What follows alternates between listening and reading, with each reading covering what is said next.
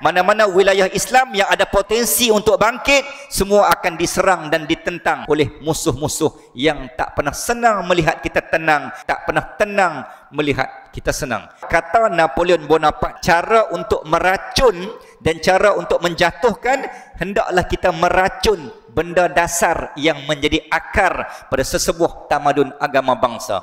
Maka bermulalah dasar penjajahan. Sejarah panjang, perancangan demi perancangan, strategi demi strategi, tuan-tuan dan puan-puan, sogokan demi sogokan, mesyuarat demi mesyuarat, konspirasi demi konspirasi, teori demi teori dibincangkan secara sulit daripada dalam kalangan kaum kufar demi melawan Islam. Strategi perang fizikal telah dimulakan semenjak zaman Nabi. Setiap siri peperangan tu, maka mereka telah buat kajian, kita takkan jatuh dengan menggunakan peperangan dan kekerasan, kerana Islam telah dah terbukti kemahiran menggunakan pedang, keris, senjata, artileri, militeri memang dimiliki oleh umat Islam semenjak zaman Rasulullah. Maka strategi perang fizikal tak boleh guna pakai untuk menjatuh runtuh, meluluh lantah kekuatan umat Islam. Maka dasar pembaratan, dasar Portugis, Belanda, British, Japan,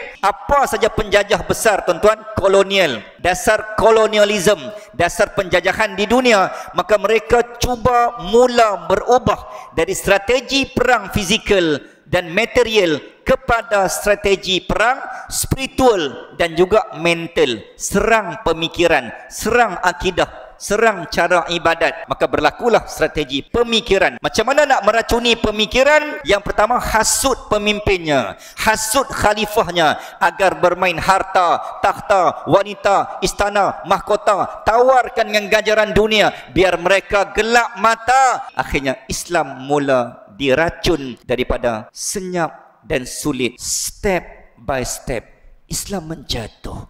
Maka meracuni pemikiran umat dengan cara berfikir yang tidak Islamik, maka lahirlah pemikiran moderate. Maka umat Islam pun terpengaruh, terhasillah inilah dasar pemikiran barat, agar kita tak berapa nak menjunjung tinggi syariat.